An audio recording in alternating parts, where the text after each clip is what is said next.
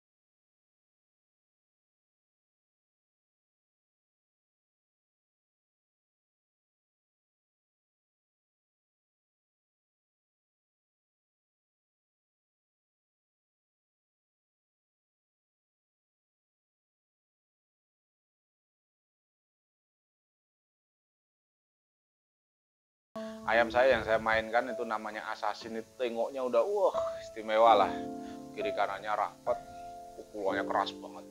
Cuma karena yang ditengok ini begitu nyentuh pangkal sayap langsung mukul, nempel lagi mukul, walah cepet sekali, tempel tempel pukul lah, touchscreen banget itu, pokoknya bagus banget, saya akui memang. Itu rombongan Magelang juga termasuk apa, teman-teman itu termasuk panas juga, waduh diomongin terus ayamnya itu pas aku udah yakin aslinya itu pasti ayam mahal, cuma kawan-kawan nggak belum begitu yakin, ya udah sana tanyain, istilahnya saya suruh tanyain harganya, kalau boleh 10 juta nanti langsung tak bayari aja, bawa pulang ke Magelang kita ternak bareng-bareng. Akhirnya kawan-kawan masih, wah apa iya mas sampai harga 10 juta, pikir ya mungkin open mind-nya kan belum sampai ke situ ya kan, istilahnya karena kawan-kawan istilahnya yang belum banyak main impor. Pokoknya tanyain aja lah. Akhirnya begitu udah sampai Magelang masih booming lah mas, wah yang lawan ayamnya Mas Prabu yang bagus banget, tempel pukulannya keras. Wes takokno wae, tanyain aja. Pokoknya mentok 15 juta aku mau tak bayari nanti di ternak bareng. Akhirnya sama teman saya ditanyakan kawan-kawan. Ditanyakan, dijawab sama ownernya 35 juta. Jadi yang main di kontesnya itu pendaftaran cuma 550.000, tapi ayamnya kelasnya 35 juta kan. Memang bagus banget, luar biasa, saya akui istilahnya. Tempel pukul, nempel punggung mukul, nempel sayap mukul, wah cepat sekali. Sepadan lah segitu, cuma untuk apa ya istilahnya saya kalau untuk pengadaan 35 juta saya rasa bisa dapat yang lebih baik. Jadi saya nggak maju. Kalau 15 juta oke, tetap mau saya bayar. Seperti itu ya kawan-kawan. Jadi materinya dari Thailand juga impor. Ternyata itu ayam impor juga menangnya. Yang menang dengan ayam saya itu ayam impor. Itu jadi materi dari Thailandnya memang udah mahal ya untuk kategori Pakoi itu. Terus ini yang ketiga ya, yang tadi permintaan, karena permintaan banyak, 2 peternaknya sedikit, 3 materi dari Thailandnya memang udah mahal. Yang keempat ini teknik breeding atau pengembang biakannya itu tidak mudah kawan-kawan. Beda dengan ayam mangon. Ketika kawan-kawan punya ayam mangon, indukan mangon, pejantan mangon, dikawinkan, itu udah saya jamin anaknya tarungnya mangon banget, seperti induknya atau paceknya. Ya paling enggak kalau mangon kan tipikalnya akurasinya bagus. Kalau untuk teknik mungkin ada yang lari, ada yang melonceng, seperti itu variasinya. Tapi kalau untuk Pakoi, kita pejantannya jelas Pakoi full Bracot, indukannya juga trah Pakoi full Bracot. Dikawinkan keluarnya belum tentu Bracot kawan-kawan. Itu loh, jadi sulitnya Pakoi di situ. Jadi nggak semua, mungkin pertama ya peternak harus punya modal yang cukup tinggi. Itu udah seleksinya udah cukup berat. Waduh, peternak yang punya modal tinggi kan juga nggak banyak juga. Begitu dia punya modal tinggi, dia harus punya skill breeding yang pas. Jadi untuk menggabungkan 2 genetik pejantan dan betina yang pas untuk bisa menghasilkan ayam yang Bracot bagus, itu juga harus punya skill. Jadi tidak cuma punya duit, tapi harus punya skill untuk menggabungkan ternakan untuk breeding, memproduksi ayam Pakoi yang bagus. Jadi ketika kita mengawinkan, belum tentu keluar seperti itu kawan-kawan. Ada yang cuma keluar tekniknya nggak Bracot, ada yang pukulnya kurang bagus. Ya tetap masih acak lah. Makanya kalau di kandang Prabu Farm untuk jenis Pakoi kita tetap harus crossing, jangan satu lane breed. Misalnya saya ambil dari Trah Manedeng, dari Mr. Mana, saya nggak mau jantan betina ambil, enggak. Tapi kalau langsung kawinkan itu enggak, tapi tetap harus saya crossing, misalnya sama durian Mr. Manop. Seperti itu. Jadi kita kombinasikan, dan alhamdulillah teori yang saya pakai ini cukup berhasil ya, dapat dibilang kawan-kawan, karena crossing line breed yang satu darah atau satu garis keturunan, saya dulu banyak gagalnya. Jadi nggak mungkin karena ya belum ketemu aja lah, mungkin seperti itu. Dapat saya simpulkan seperti itulah, tidak mau pusing-pusing saya. Cuma ketika saya crossing misalnya dari Manedeng ke durian Bloodland, atau crossing dari durian Bloodland ke nanti orientasinya ke Kerurun juga ya, Kerurun, tapi saya belum punya, ini baru saya besarkan tapi belum begitu belum siap untuk kita kawinkan. Jadi kita sudah ada durian, ada Manedeng, ada Koingon Black Bull Bloodline, sama Pitbull Bloodline. Itu walaupun Koingon tapi mainnya tetap Pakoi banget itu kalau untuk Black Bull itu. Jadi tekniknya mantap, bracotnya mantap, pukulnya mantap. Itu kita kombinasikan, kita crossingkan, nah nanti bisa kita cetak parental stock atau indukan yang istilahnya lebih paten lah untuk menghasilkan anak yang lebih seragam. Jadi pola mainnya hampir sama, bracotnya keluar, pukulnya berat seperti itu. Jadi punya modal aja nggak cukup ya kawan-kawan. Buat ternak itu harus punya keahlian, harus punya skill ternyata untuk mencetak ayam yang berkualitas. Dengan begitu harganya cukup mahal, itu saya kira wajar ketika bisa tercetak ayam yang bagus. Tentunya dengan perjuangan yang cukup berat, peternak menghargai ayam tersebut dengan harga yang cukup tinggi itu sangat wajar. Jadi untuk kawan-kawan yang sekiranya pengen cari pakoy atau pengen cari ayam full bracot, ya paling tidak siapkan dulu dananya yang cukup. Jangan cuma kepengen aja, tapi kalau dana mepet, Mas saya cari ayam yang full bracot harga 1 juta Mas, waduh saya kulaan kalau harga 1 juta udah dapat full bracot. Ya jadi dikira-kira ya, jadi permintaan dengan anggaran itu disesuaikan lah, paling tidak tahu dulu anggaran untuk ayam kelas pakoy yang bracot itu berapa. Jadi jangan buru-buru nyari, tapi kalau kemampuan belum ada nanti malah justru nggak ketemunya sama pakoy yang abal-abal nanti pakoy-pakoyan tadi. Oke kawan-kawan, itulah istilahnya seluk-beluk yang bisa saya sampaikan kenapa ayam pakoy kok harganya cukup tinggi, yaitu karena perjuangan seorang peternak atau breeder itu juga tidak mudah kawan-kawan.